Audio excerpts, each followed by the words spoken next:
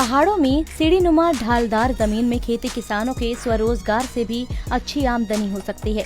इस बात को सच कर दिखाया है बागेश्वर जिले चौरसो गांव निवासी चंद्रशेखर ने। लगभग 150 नाली में चाय, फल, सब्जी, दालें, औषधीय पौधों की खेती ने चंद्रशेखर जिंदगी की तस्वीर ही बदल कर रख दी है।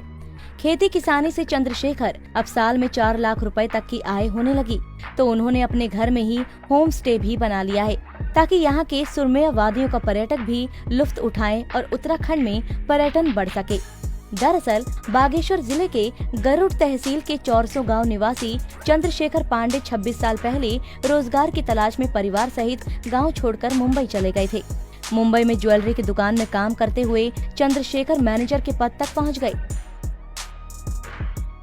जब पहाड़ में हो रहे पलायन की खबरों से चंद्रशेखर इतने भावुक हो उठे कि मुंबई छोड़ वो परिवार के साथ वापस अपने मातृभूमि लौट आए। उसी दौरान चंद्रशेखर कई परेशानियों का सामना करना पड़ा, लेकिन चंद्रशेखर ने हिम्मत नहीं हारी।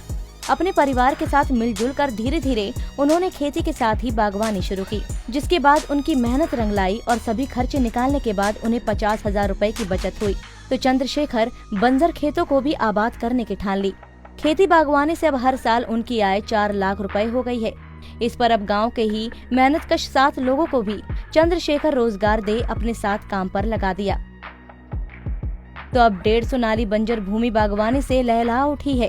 अब बागवानी के साथ ही उन्होंने तुलसी की खेती करनी शुरू कर दी और क्षेत्र के 20 किसानों को भी इसके लिए प्रेरित कर रहे हैं।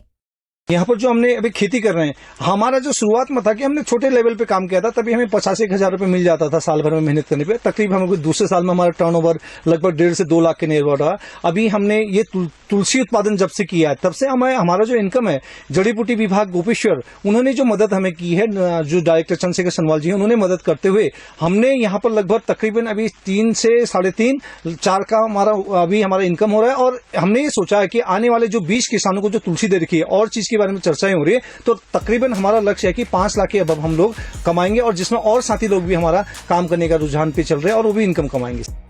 लॉकडाउन के बाद उत्तराखंड में अपने गांव में लौटे प्रवासियों के लिए उनका कहना है कि यह अच्छा मौका है कि वो अपनी माटी को समझ एक बार फिर से खेती बागवानी में जुट जाएं, जिससे अब उत्तराखंड में पलायन की समस्याएं बहुत हद तक कम हो जाएंगी।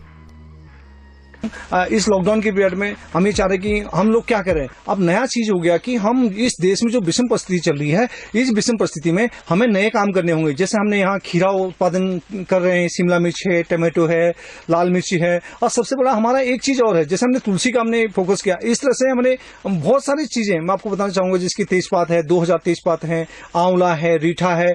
इसी के साथ साथ आपको सेब के 150 पेड़ है, पेयर है जिसे तुंगड़ी नाशपाती कहते हैं, प्लम है, आलू है, आलू के 150 पेड़ हैं, और कीवी के 100 पेड़ हैं। और हमने इसी के साथ साथ में इसको सुरक्षित रखने के लिए तार बाड़ कर रखी है।